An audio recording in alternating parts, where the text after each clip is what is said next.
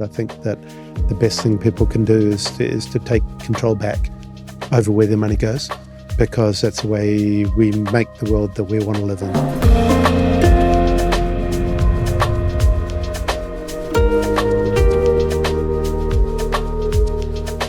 Welcome to The Regeneration Will Be Funded. This is a show about regenerative finance, exploring pathways to a life-affirming economy. I'm your host, Matthew Monahan, and today's guest is Barry Coates.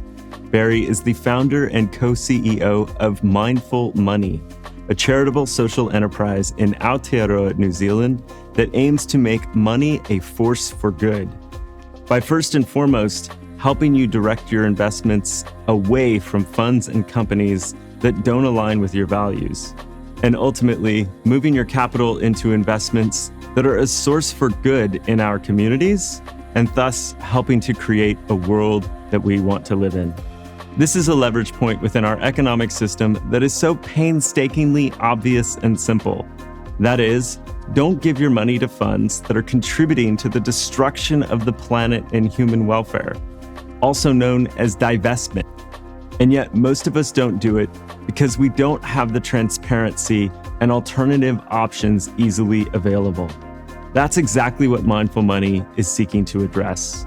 They've researched and documented extensively all of the major funds in New Zealand, the good, the bad, the ugly, as well as their investment performance, and help everyday people easily construct portfolios that match their values and goals. This discussion is specific to New Zealand, but the problems and themes are very much global, and hopefully we'll see more groups like Mindful Money available in other jurisdictions. In this discussion with Barry, we talk about the Mindful Money platform, the 6 areas of divestment that people care about the most, the roadblocks to ethical investing, ESG politics, and where government is getting things wrong and right. We hone in on KiwiSaver, New Zealand's retirement scheme, and how it presents such a compelling opportunity to reshape the country's economy. It's my pleasure to bring you this discussion with Barry Coates. Welcome, Barry. Thank you, Matthew. So what is Mindful Money? Mindful Money is a charity. We exist in order to, as we say, make money a force for good.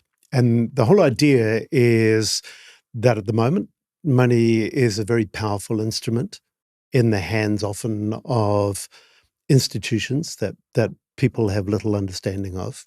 And so what we're trying to do is we're trying to democratize the use of money in ways that people feel is more aligned with their values. Mm-hmm. And so our theory of change is that if you try to get the finance industry to change without the discipline of a kind of a consumer pressure, then actually probably you're just going to end up with renaming and greenwash. Mm-hmm. And that actually the mobilization of the public and a stronger public education about where their money goes and the conditions under which their money is invested is essential in order to get real change. Mm-hmm. And so that's kind of where we started Mindful Money, and there's kind of a longer game plan as to how we use that, but that's the core of what we do. Mm. And so when I go to mindfulmoney.nz, I can pull from the drop-down all of the major funds, often that are used in retirement accounts that comprise a large portion of the assets of, retail consumers, investment professionals here in Aotearoa, New Zealand. And then when I click that drop-down, I see exactly what percentage of those funds are contributing to social harms, animal rights cruelty, weapons manufacturing, fossil fuels, like all of these kind of negative screening indicators that I may be surprised to learn and discover. So we came up with those categories by asking the public. So we do annual surveys, and we've now done 6 in a row. Mm. And we ask the public, what do you want to avoid in your investments? And the surprising thing is, we kind of anticipated that everyone has their own kind of values and ethics, and of course they're really different, except they're not. And actually, when you get down to it, 90% of people want to avoid companies that violate human rights, labor rights or child labor and supply chains, etc. 88% of people want to avoid companies that damage the environment. 87% of people want to avoid animal cruelty, and so on through weapons manufacturing and social harm like tobacco or gambling or pornography or predatory lending. So those are the kind of issues. So those 6 issues are the way we then present information back to the public. So as you say, when you go into Mindful Money website, our superannuation funds, as probably everyone knows, called KiwiSaver, and you just type in your KiwiSaver account and comes up with some prompts, and you can find out first a kind of bar graph that shows you which of those 6 categories your money's in, and then you can hit the details button and it shows you exactly which companies and how much. And for many people, that's when it comes alive. That actually it's all very well to say on fossil fuels, for example, I don't want my money going into fossil fuels. And then you start to see some of the companies coming up. And you see that, in fact, your money is going to ExxonMobil or Chevron or, these big oil majors that are majorly part of the problem on climate change. And yet you as an individual investor are investing in them. And for most people, they kind of take a look at that and they say, oh, my God, I didn't sign up for that. How did that happen? I was told that this was an ethical fund. Right. And so, I think it's nice when you see people kind of really react to that level of kind of, as we term it, radical transparency. It's kind of down to the detail of which companies your money goes into. Yeah, and I love the level of detail and transparency where I can see the companies, and so I can make my own judgment calls. I understand Mindful Money's classification, but I can also make my own judgments, and companies can respond to your classifications. And so I saw one where there was, a pretty strong marking on animal cruelty, and then I got to read their response, and I just love that pressure, right? Like that like if you stand by your company's practices, tell us, why you think that maybe isn't an appropriate way to label your company, and it just creates more accountability, more transparency. We talk about financial literacy and the importance of financial literacy about teaching people about interest rates or savings or so forth, but actually understanding the ethics of where your money is being stored is a major gap in the discourse. Yeah. That influence over companies about where the money goes and the fact that they then respond and try and defend them, their position, has really sort of grown over time as the numbers of people involved. So there are 3.2 million people in New Zealand with a KiwiSaver account. We started off as a small charity, kind of bootstrapped from a few savings, and so we haven't had a chance to do big scale advertising or anything, so word of mouth. But we reckon we've talked to over 300,000 Kiwis who've used our research, and that's increasing by about 100,000 a year. And so that's starting to have a major influence on the fund providers. What isn't kind of obvious a little bit when you go to the website, it's all the black box underneath. For us to produce that information requires kind of endless amount of work, both from a staff. So we've got 5 part-time people working for Mindful Money, but also a team of volunteers who kind of help us, typically incredibly bright, motivated people who often are new to New Zealand and want to get some experience on their CV, and we're really happy to help them. So all of that information drills down into kind of what the companies are in the portfolios, what we call a look-through basis. So, when people invest, the fund manager that invests their money invests some directly, but a lot through other funds, which might be ETFs, exchange traded funds, or it might be other index funds, or it might be some kind of externally managed funds. But that's where a lot of the money goes. And so that's really not transparency. Even if you can find out your direct investments, you have to unpick those, which is what we do, in order to provide that full look-through basis to see at the end of the day what are the companies invest in. And then the other side of it is we have to research all of the global fossil fuel companies in the world, all of the companies that damage the environment beyond a certain standard, those who practice animal cruelty through testing their products on animals, or animals for entertainment, or fur and leather, other categories. So in each of those areas, we're having to pull that information together, match it, and then we have a terrible business model. We give it all away for free. So, that's what you do as a charity. Yeah, and it's just shocking because I was going through a lot of different funds, and they sound so innocuous and often brand names, and I just kind of have this feeling of like, oh yeah, that was my father, my grandfather's ETF, and then you see what is actually happening under the surface, and you're like, so I guess my question is like, how did it get this way? Like, why is it so bad and opaque and require these kinds of interventions? What's happening inside of the world of finance that's leading us here? There's this a cartoon that kind of says a lot to me, and it's a guy in a ripped suit in a cave in a post-apocalyptic world, with a couple of people are huddled around the fire, and he's saying, yeah, sure, we destroyed the world, but for a brief moment in time, we were able to maximize shareholder value.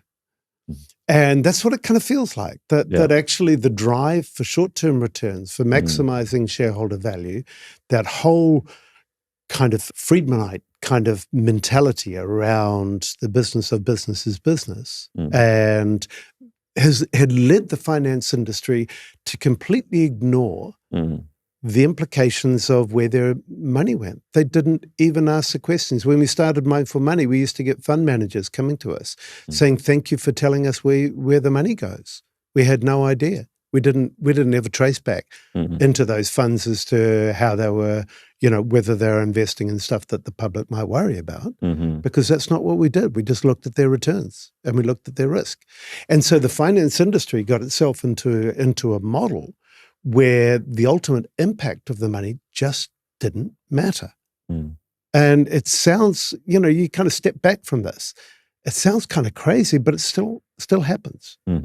And, people who go to a financial advisor, for example, and say, I want to do my investing, still very rarely will the financial advisor say, oh yes, and do you have kind of particular values around your investment that you'd like to ensure your money doesn't go in the wrong things, or does go into the right things? And the answer is very often the financial advisors still don't ask those questions, and nor do the fund managers. So change is happening. It's happening around the world. You're seeing a big move around this stuff, but it's come from a place where no wonder we live in the world that we live in, because the financiers have channeled money into stuff that destroys our planet and wrecks communities, and so.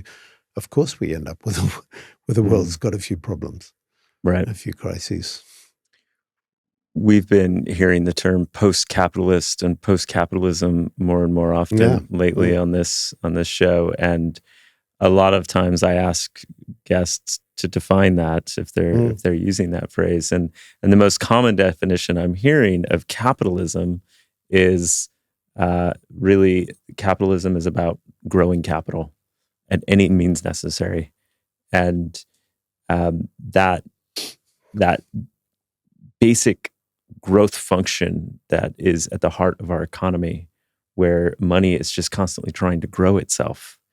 It seems like that guides so much of the implicit, explicit context of how we're making these decisions about what to invest in, right? Like, which one is going to maximize my returns? And if I wake up in a year and I can see that my $100 turned into $105, like it's very tangible. But it's not so tangible to know, did my $100 help provide, a supply chain that's using child labor and slave labor in a far off place? Like I can't see it, I can't feel it. And so I guess the transparency you're trying to bring is to connect some of those dots. But can you say more about how do we make this more tangible and discernible for people? Or also just to address the objection of like, does it matter? Like I'm just a Kiwi with a small pension fund. Like, does it really matter? Yeah, on the grand scale of things, as Kiwis, it's small contribution, but it's a bit like climate change. It's kind of, if you don't do your part as a community on climate change, as a region on climate change, as a country on climate change, and you add that across all communities, all regions, all countries, then nothing happens. And so, there's certainly a piece of this. I kind of happen to think that finance is a particularly strong lever. And I've kind of had a career working through trying to use different levers, done lots of consumer-oriented stuff around the way people buy things, a lot of stuff around fair trade, a lot of kind of lobbying and advocacy on big corporates. And by the way, when we talk about capitalism, I think, there's been a major problem emerge with the destructive impacts of capitalism being put on steroids by the corporatist model that's overlain capitalism. Because the earlier versions of capitalism got a whole lot worse when corporate dominance was kind of allowed to be baked in by governments. And I think that's, anyway. So I think, the way that Kiwis can make a difference is by lending their weight to what happens internationally. So, for example, on fossil fuels, largely due to the campaigning by 350.org, the divestment from fossil fuel companies has grown and grown and is now up to about $40 trillion worldwide. And when you think about $40 trillion in kind of global capital, it's a very big number. And in New Zealand, so there's been campaigns, not only kind of Mindful Money, but I've also been on the board in the past year of 350 Aotearoa, and there have been divestment campaigns, great campaigns on universities, on institutions, across societies, across banks. And so, we can play a role in being a part of these global movements of capital. And, when New Zealand has a success in saying, okay, Otago University or Victoria have gone fossil-free, then actually that becomes part of the story that inspires, enthuses, and helps others. And New Zealand's always been one of those countries where we can have those stories that are progressive and can help others. And I think sort of as New Zealanders, that's kind of where we can make a difference. It's not the quantum of money. It's what we can do with our quantum in order to create those examples and the inspiration for others. And we haven't got much else apart from that. But that's that I think is immensely important. Right. Yeah, and KiwiSaver is quite large, right? I mean, in terms of quantum relative to the kinds of numbers we're used to talking about as Kiwis, like what's the size of KiwiSaver funds and what's the opportunity there to shift it towards more ethical investing? Yeah, it's kind of, New Zealand's always had a problem that there hasn't been enough financial capital available for kind of investing in New Zealand because everyone buys houses, because New Zealand's tax rules on buying and doing up houses and selling houses are just so completely missing in action. It's kind of, it's like it's tax-free for most people. And so there's this great sucking sound of capital into housing in New Zealand. And so therefore there hasn't been enough capital to be able to fund domestic businesses, particularly those startups, kind of the early stage companies, the growth companies. And what they end up doing is they end up going offshore for their capital, and sure enough, the intellectual property and the weight of the business goes offshore. Enter KiwiSaver, and suddenly you've got this superannuation scheme where money accumulates from savings matched by employers. It's a great deal for the individual because the government tops up your money at a 1 for 2, so they up to $1,024. So they $1,042. They give you $521 free each year, which is kind of for young people in particular, is a really nice thing, and so it enables them to get on the savings ladder. And if you look at the amount that people in New Zealand save, KiwiSaver is now significant for a very large portion of the population and gives them some options in their retirement. So it's, at an individual level, it's important. The scheme needs reforming so that actually it works better for lower income people, works better for women, works better for people who aren't always in the workforce. So it does need some changes, but it's still been really important. And the funds in total have grown to over $100 billion, which, we live in a small society. $100 billion is a serious amount of money, and particularly for our kind of domestic capital. The problem at the moment is most of that $100 billion gets invested in global shares or bonds, i.e. fixed interest loans, and isn't available for the growth of New Zealand businesses. And is one of the things that, in Mindful Money's work, we're trying to do, is trying to say, okay, now we've got a decent pool of capital. Can we use it to grow particularly these smaller clean tech, carbon solutions businesses, the kind of businesses that are going to turn the dial on creating positive benefits? And that really, for us, is the kind of promise of KiwiSaver at $100 billion, plus also the other investment funds, which total about $70 billion. So you're looking at $170 billion that then is available to kind of nurture small growing companies and regenerative agriculture and, things that can really make a difference in New Zealand. And when people are asked, do you want to invest in that through our annual surveys? They say, yeah.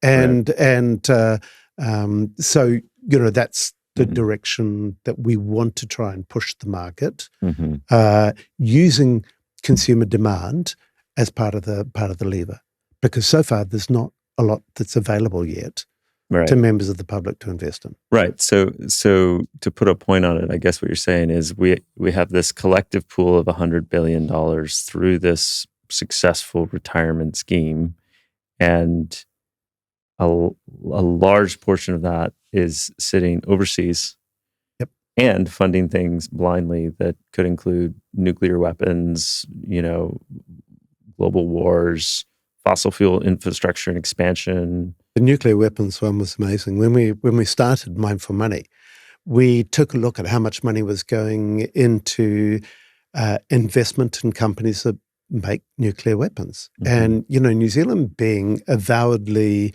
nuclear free, it's kind of baked into our DNA and our psyche that we don't want nuclear weapons in our waters and in our society. It was $100 million of KiwiSaver fund. KiwiSaver was a fair bit smaller then, going into nuclear weapons producers. We went to all of those fund managers and said, we don't think you should do this. This is kind of wrong. And a year later, it was down to 50. A year later, it was down to 15. And now it's below 10. And that's primarily in index funds. So where they invest in a whole kind of index of a whole market of shares. So that's the kind of way that New Zealanders can influence where money goes and can get money out of the kind of areas that they feel really uncomfortable with. So consumer pressure has been having an impact on the fund managers in New Zealand. They are changing their behaviour, as they should do. because that's what the people who invest want them to do. Right. What are the other blockers in terms of that on the negative screening side that are holding us back from being able to move more expeditiously towards getting out of malinvestment in things that do harm? Yeah, there's a whole lot of myths around. One of the myths is if you invest ethically, you're not going to get as good a financial return. And that's kind of a very common one, and it's often what financial advisors will tell people. Oh, you got to be careful of this stuff. You won't get as much diversification, or you won't get as much return. It's complete baloney, and there's a mountain of evidence to say that actually the returns on ethical investment have been as good, if not better, than conventional investment.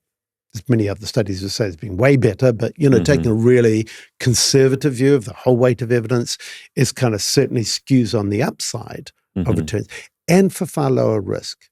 And it's lower risk because companies don't get sued so much if they're more ethical and more sustainable. They don't have kind of major reputational meltdowns, and so there are a lot of ways that risks are much lower for more ethical companies. So one of those myths is starting to get exploded when we ask people on a survey, do you think over the long term investing ethically is going to produce higher returns? 60% of people say as high or higher. And so it's kind of healthy that people are starting to understand that. But traditionally, that's been one of the big blocks. But I think the major block is that people go into investing in a superannuation fund by saying, oh, well, I'll get it in the same one that my bank has. So if I get it through my bank, then I can see it on the same bank statement. And so they do that without asking where the money goes. Or they like the sound of the advertising, or somebody says, oh, yes, we're very ethical. And so they say, okay, I'll choose that one, without then being able to go and have a look at where their money's going to be invested. Right. And so that's kind of one of the areas, again, that we're trying to get to, but that means getting to a whole lot more people than we get to at the moment. And I guess a third one is some stuff around, and this is kind of more recent. It's a little bit more complicated, but when we tackle the industry around you're investing in some really bad companies that do harm, you should get out of those. The biggest comeback that we get is, oh no, we're engaging with those companies and we're making them into better companies. And if we didn't do it, then somebody else who's much worse than us would own the shares and the change wouldn't happen. Right. And this is classic with ExxonMobil. So ExxonMobil got ganged up on by some shareholders. The quaintly named Engine Number One, a hedge fund from New York, kind of organized a big coalition. And at that stage, they had the big institutional investors like BlackRock and Vanguard and State Street behind them. And they sort of basically did a coup at the AGM, and they got 3 directors kicked out of Exxon and 3 more climate-friendly directors put in. The company actually had already hired 3 more directors, so that didn't make as much of a difference. And so everyone celebrated this as being a real win for engagement. And, this is the way that investors can influence companies. And we went back 2 years later to see what had changed with Exxon.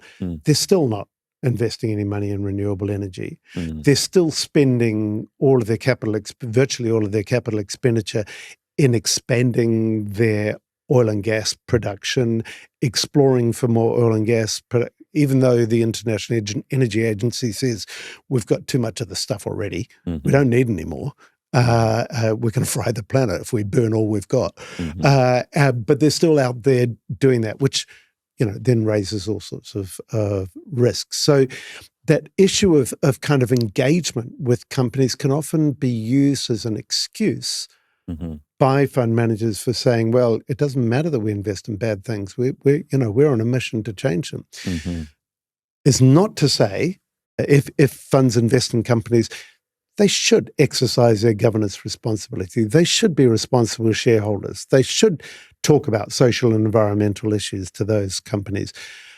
But if they are going to claim that they're changing these companies, we need some evidence of those claims actually being met. Otherwise, it just becomes a convenient excuse for greenwashing and holding the shares of bad companies. Yeah. So yes, we want that to happen. We want that kind of responsible stewardship to happen by owners of companies. But it's become a bit of a block because many of these fund managers aren't moving as far and as fast because they've kind of got this paradigm around, well, we can hold bad companies and we'll just engage with them and everything will change. Yeah, I've heard that objection in a similar way to divestment, where I remember getting into this debate with someone and they're like, well, I won't divest because, I could divest, but it doesn't matter because someone else will invest. If there's returns to be made, someone else will do it. And it's frustrating because obviously if we all think that way, then this is the collective outcome that we get. But also coming from more of an entrepreneurial lens, you're constantly trying to get people to buy your stock or value your stock. Yeah. And so the idea that there's people actively campaigning to sell your stock and divest your stock is very scary. And I think that absolutely gets the attention at the boardroom level of the decision makers of what do we have to do to change that? Because we don't want sell pressure on the equity value of our company. Absolutely. Right? This whole argument that divestment doesn't matter is a very kind of narrow technical argument. If you sell one share and somebody else buys one share, it doesn't make a difference. Take the fossil fuel case. If investors are divesting $40 trillion of assets under management, then you can bet that affects the cost of capital of those fossil fuel companies. It affects their share price. And you can only see around the world, all of the major companies have big investor relations departments saying, buy our shares, buy our shares. Don't sell them, because they realize that supply and demand surprisingly works for the financial industry as well as other parts of the market economy. And again, it's kind of one of those rather disingenuous arguments that's used in order to negate people taking decisions about where they should be putting their money, and people should be aware that divestment does make a difference, and there's been some great new evidence showing that. Some academic studies have come out providing very clear evidence that divestment really matters. Yeah.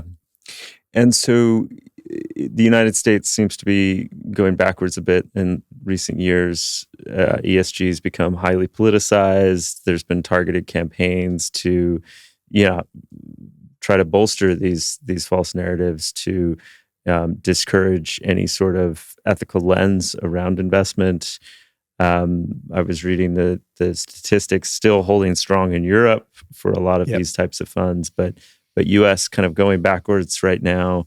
They had showing the mentions of ESG and BlackRock's shareholder calls, and no one wants to touch it anymore, and capital moving out of ESG funds. Where are we at in New Zealand? What's the sentiment and the public surveys speaking to? We've just done the current survey for 2024 and analysed it. We're about to publish, sort of without giving away the top line. The top line showing that people are actually more attuned to ethical issues than they have been over the past 6 years. We've been doing these surveys, so that's pretty solid. It's kind of crazy looking at the US and seeing the confluence of culture wars and investment, and some of it just really does not make sense at all. A lot of what the US fund managers are doing when they do this thing called ESG management, environment, social governance management, is not particularly ethical at all. What they're doing is they're saying, let's manage the risks that the environment poses to the value of companies that we invest in, or the risks that kind of social issues pose or governance issues. And so they're not saying we're acting kind of as moral and ethical human beings. We're saying we'll take a financial view of how to manage the risks on our company value. And that's what they're doing. Now, to kind of imagine that that's some kind of woke project is kind of crazy. It's actually good financial management that they're doing. We would wish that they would do more. Right. We'd wish that they'd go to the next stage and say, oh, yes, and we really care about the impact of the companies on the environment and whether or not it has a financial effect or not. We don't want to pollute, or we don't, most of them are not at that stage. They're still working on what's the best financial decision, and they've woken up to the fact that environmental issues, sustainability issues, brand reputation, the motivation of employees, all of these things are incredibly important for the value of a company. And right. so, if I'm using lots of pesticides, then my competitors who are going organic might have a leg up. If the climate and extreme weather events occur such that we don't get stable crops, then obviously, supply chain disruption means lower revenue, profits, stability. So it's purely financially motivated, but it's just basic, analysis to understanding the risks of one's business. And to see this then become the subject of culture wars, where ESG is being vilified as if it's some kind of woke project, seems really strange looking from here. And it makes sense because it's hitting them in a sensitive spot, the pocketbook, right? Clearly people are being affected if they need to run these calculated counter campaigns. Yeah, right? Exactly. And, obviously the fossil fuel industry is right in the crosshairs of all of this stuff around ESG for good reason.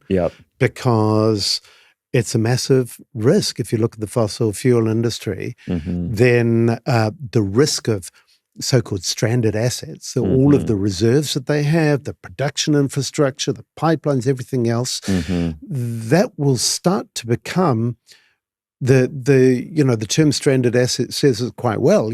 As production volumes decline, as they will over the next few years, inevitably, then these will become worthless on balance sheets. And the gross effect of that is way, way higher than the GFC.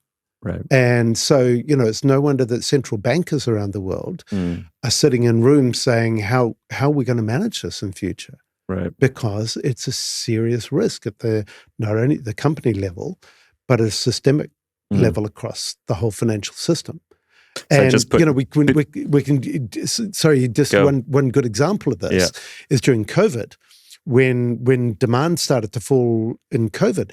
People may remember what happened to oil prices. They not only started to decline, they went to below zero. They're having to pay people to store oil on ships and storage tanks because demand had gone down and there was an imbalance of supply and demand. So when this stuff happens and demand does peak and fall, I don't think it's going to be pretty. I think we're headed for some very, very serious disruption. And so, that's where the fossil fuel industry is fighting back and saying we don't want any of this ESG stuff because that people are going to wake up to the risks of investing in our industry. And the problem is not just a culture wars issue. What you're getting is people, big institutions like BlackRock, now backing off from the commitments that they've already made. And that's a problem that it's happening in the US, even if Europe, Australia, New Zealand, Canada, much of the developing world is still kind of strong on this stuff. If it's happening in the US, it is a problem for the rest of the world. Yeah. So to recap, I guess, you have oil companies who have put billions of dollars into infrastructure to mine different areas of this planet. And now we're looking at the future and saying, well, we can't produce as much fossil fuels and still live sustainably on this one ball hurtling through space that we have. But the balance sheets, the financial statements of those oil companies are recognizing the asset value of this infrastructure that they've already put in and of the oil in the ground. Yep. Right. And so to not dig up that oil and to not burn that fossil fuel and to get paid for that would mean a recalibration of what is currently being treated as assets. And so this is this notion of stranded assets. Yep. And this is a very big deal because obviously we have hundreds of billions of dollars at stake and life on the planet. Yeah. So I mean, there's that issue, and then there's the future mining oil exploration that's also happening. Mm. And it really shocks me that we're still funding so much future exploration. And, even oil executives kind of being transparent in some of these earnings calls and saying that, we're not going to meet Paris climate agreements and that this is not going to be a reasonable future of winding down fossil fuel production, and that and obviously it gets tied to this notion of energy independence and resilience as well. So given especially your context with 350, can you say more on these topics? Yeah, I started on this some time ago, and I'm really old. So in 1992 there was the Earth Summit in Rio de Janeiro, the biggest summit the world had ever seen, and it was all about bringing environment and development together. There was kind of going to be a big partnership between the developing world, the developed world, equity at stake. There was a sort of partnership to be had there. The Biodiversity Convention was signed there, and the Framework Convention on Climate Change, as well as a whole lot of commitments on sustainable development. And that was meant to be the time that the fossil fuel companies started to say, okay, we're going to be part of the transition to renewable energy. And now, that was 1992. So 31 years later, where are we? 32 years later. That last year, Exxon and Chevron and one or two other US oil majors spent less than 1% of their capital expenditure on renewable energy. And so that's a kind of a signal that we've had 32 years for this transition to happen. And most of the stuff that's happened on renewable energy has happened because of others other than the fossil fuel industry. And the fossil fuel industry has done everything in their power to block progress on climate change, particularly by lobbying in the US, but also globally, and by disinformation, the same kind of tactics that were used around big tobacco in saying that there isn't any scientific evidence, whereas in fact there's an enormous amount of scientific evidence. And so they've funded think tanks, and they've funded dissident climate skeptics, all with the view of saying we want to support our businesses for as long as possible. And so that's a major problem, and it's going to be a major problem because they're kind of marching up to the cliff. And one of the ways you can see this is we track an index of oil and gas producers from the United States, right? And we look at what's happened over the past 10 years. And over the past 10 years, you can see that effect already happening. So over the past 10 years, that index of the share prices of the oil and gas index has gone down by 50%. By contrast, the average market, the Standard & Poor's 500, has gone up by 250%. So this is a decline of 50%. So you can see already some of these risks are being priced in. People are actually starting to understand that. And, it's an interesting graph because for a couple of years it was kind of marching along in step. And that was about 2014 or so when then Governor of the Bank of England, Mark Carney, and others started talking about stranded assets and the divestment campaign on on fossil fuels really started, and you can see that divergence happening. And it is one of the reasons when you look at the evidence of financial returns for ethical investing, those that have divested from fossil fuels have actually done comparatively very well, because they haven't been dragged down by having those fossil fuel companies in their portfolio. Right. So, but that's only a small part of the problem. There's lots more risk yet to be baked in. So, kind of back to the US and what's going to happen, things are moving fast in the renewable space. We've had on a seminar series a guy called Kingsmill Bond who works with Rocky Mountain Institute. Guy's fascinating, and he talks around the difficulty of people to in understanding the degree of change that is happening in the renewable energy industry, because they all sort of use linear thinking. And he talks in terms of S-curves. And he says, when you're on the steep part of an S-curve, it's a non-linearity, and we are seeing changes in renewable energy that are happening at a speed far faster than most people, most international agencies have recognized. And actually these changes are going to be really helpful in the fight against climate change. But, obviously not soon enough to save us from many of the impacts that we're already feeling. And, Yeah. And it's probably outside the scope of this conversation, but it seems very frightening to see the induced demand effect, where we're producing more energy through renewables, but it's actually just continuing to increase the total energy output. So we're also seeing increased fossil fuel emissions year on year, increased coal emissions in many places. Okay, so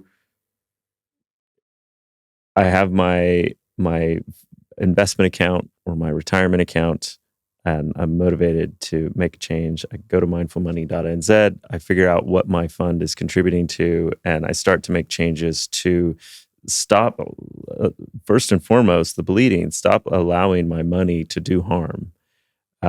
This next step of how do I align in more of a positive values frame my money with the kind of world that I want to see?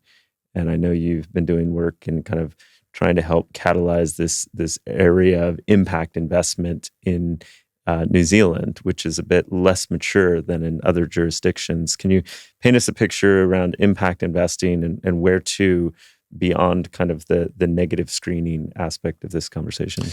Yeah, so one of the sort of ways this has happened is investments in social housing. A charity in New Zealand, Salvation Army, kind of active worldwide. So they wanted to build social housing in Auckland. It wasn't huge, 120 houses, but they didn't have enough money to do it, and they wanted to raise finance. And they had a guaranteed income source, because the government was saying, if you put this housing in place, we're going to take people out of emergency housing shelters and out of their cars and out of street corners, and we're going to give them a housing supplement so that they can live in the houses that you build. So if you look at it from an investment point of view, what a great investment. You got a kind of guaranteed stream of income coming in from the government, and you've got a pretty predictable asset-backed asset, so security. So it was structured as a bond, and so then you could put your KiwiSaver money into it as a fund provider. So initially happened through one KiwiSaver provider, and then a whole lot more have joined in, and what started out at 20-40 million has become 160 million and is now being replicated in all sorts of other places. So it's starting really to get much more significant, and it's got a long way to go before it touches the sides of our housing crisis in New Zealand.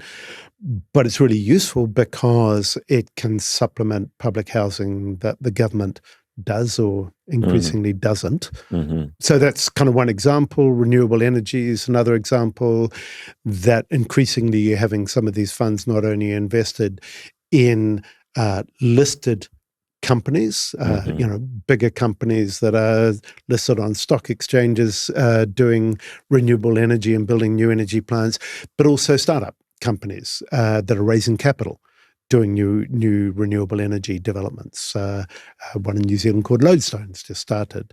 And so that's the kind of ways in which, as an investor, you can invest in a KiwiSaver fund that puts part of its money into stuff that you feel good about. And they're good investments. And so, what we're saying is, instead of this currently being maybe less than 1% of KiwiSaver funds, what if we make it into 2% or 5% or 10%? And that would create a pool of domestic capital in New Zealand, which would be huge.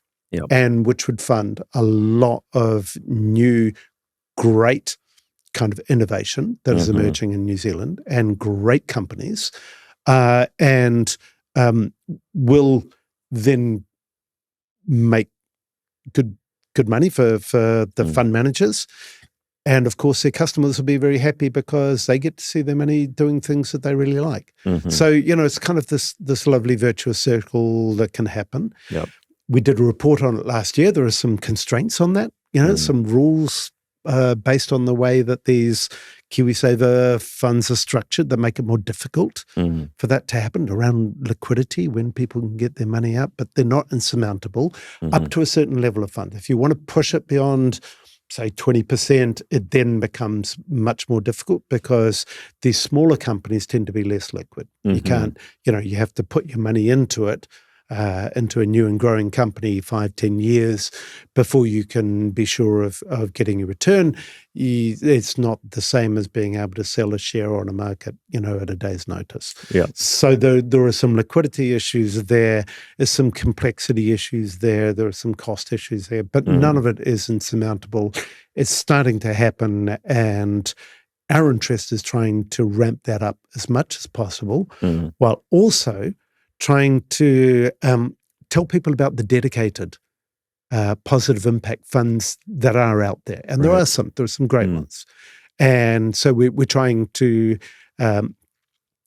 enable those to be offered to the ordinary investor, the retail investor. At the moment, they're only available at wholesale or professional investor level. So if you've got a big portfolio of money, you can be called a wholesale investor, or if you've got expertise, it can be called a professional investor, but that's not available to most investors. And so they can't get access to some of those really good funds that are doing good things and producing social and environmental benefits.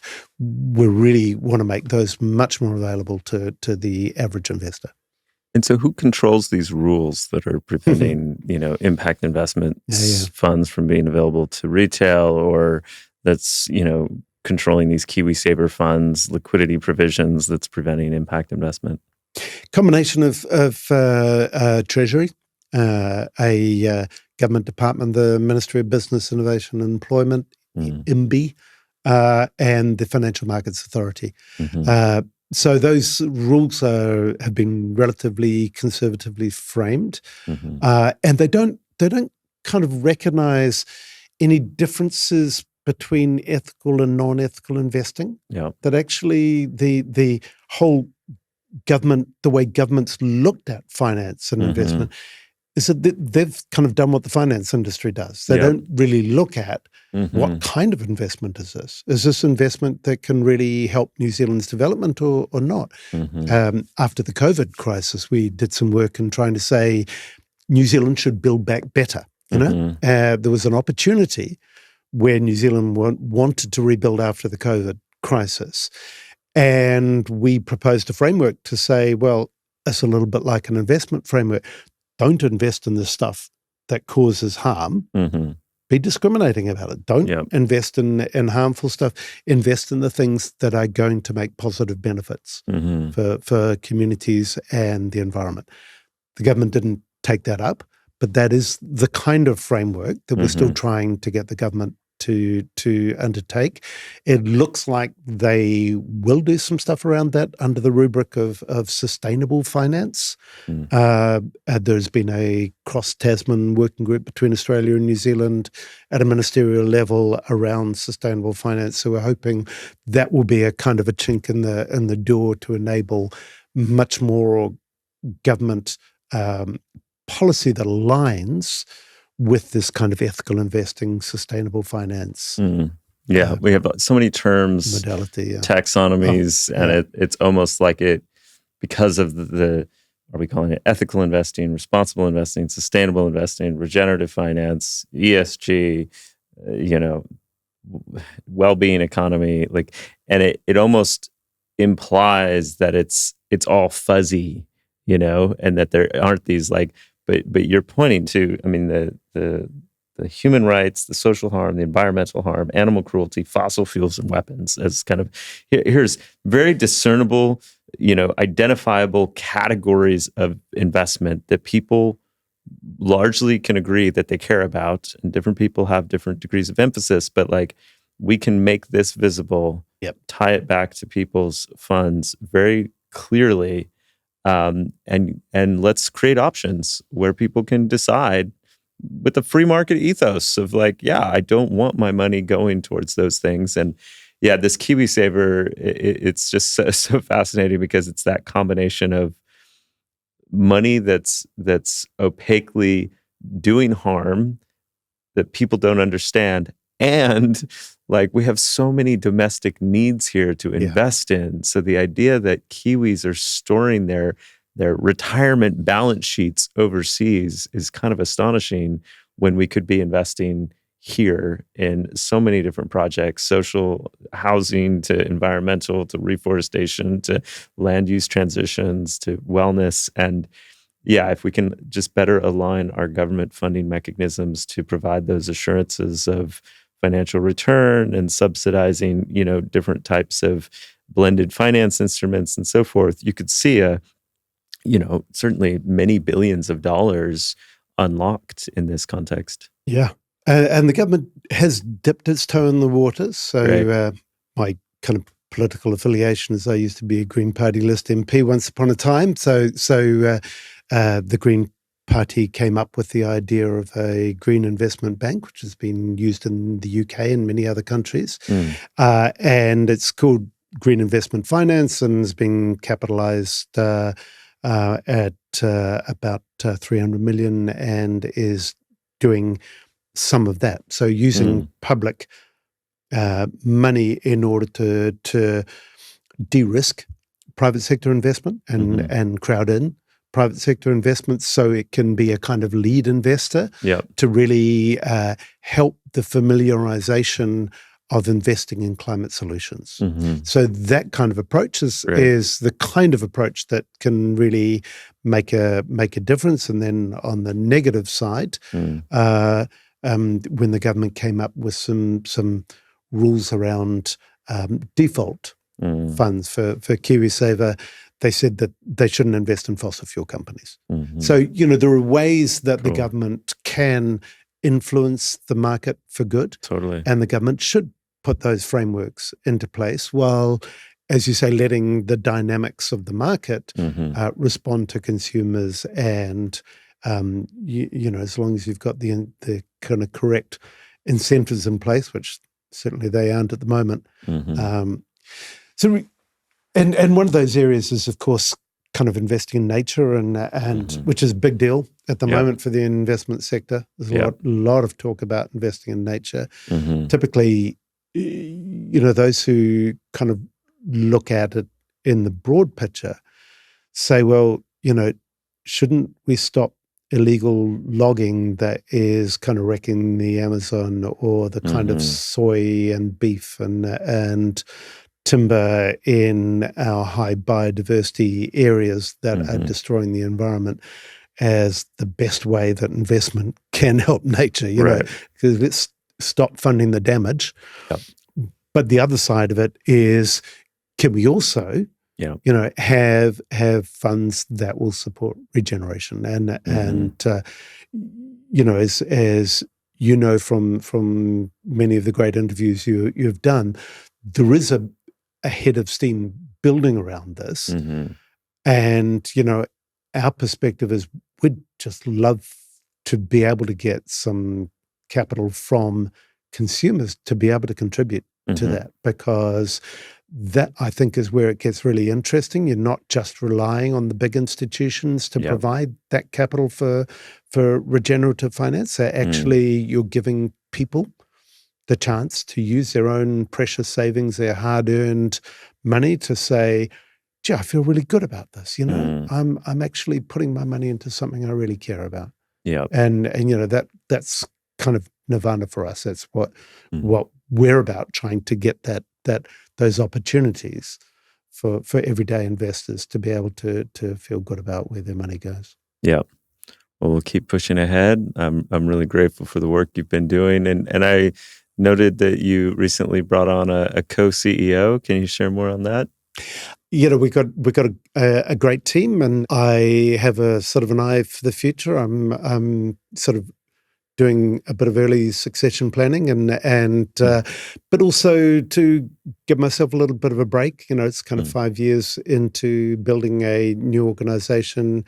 It's kind of great energy and great fun doing it, and we have a good time. But equally well, I've got a few other things that I really want to do, some local activism and some local environment stuff. And, while Mindful Money does some things, maybe there's another couple of things a little bit more in the activist space that I can do alongside. So that's kind of where I'm trying to just free up a little bit of time. Excellent. Well, maybe we can get you back in this hot seat in a year or two, Barry, and hear all about that. Any final messages or words you want to share? No, great to have a chance to talk about this. I mean, for anyone out there, it all seems kind of a fairly impenetrable world of finance, and we're often disempowered by the language that they use and the expertise that they pretend to have. And a lot of that is, I think, designed to disempower people around money and finance. And I think that the best thing people can do is to take control back over where their money goes, because that's the way we make the world that we want to live in. If we give over those decisions about where the money goes to somebody else, then we're not always going to like the results. Barry Coates, thank you so much. Thanks, Mike. Thanks for watching that discussion with Barry Coates. To learn more about Mindful Money and further your ethical investing journey, just go to mindfulmoney.nz. In just a few clicks, you can understand what impact your money and funds are having right now. If you're in New Zealand, I invite you to join the growing chorus of voices to tell Treasury, MB, and FMA that we want to support impact investing and social enterprises, that these are significant funding approaches that should be favored, not discouraged. And let's put pressure on KiwiSaver too, to take impact investing seriously, go beyond business as usual, and ensure that New Zealand's retirement funds are being invested in our communities. Thanks to the team and volunteers behind Mindful Money. It's great work that you're all doing. And for more discussions like this one, just go to maearth.com. Thanks, and I'll see you next time.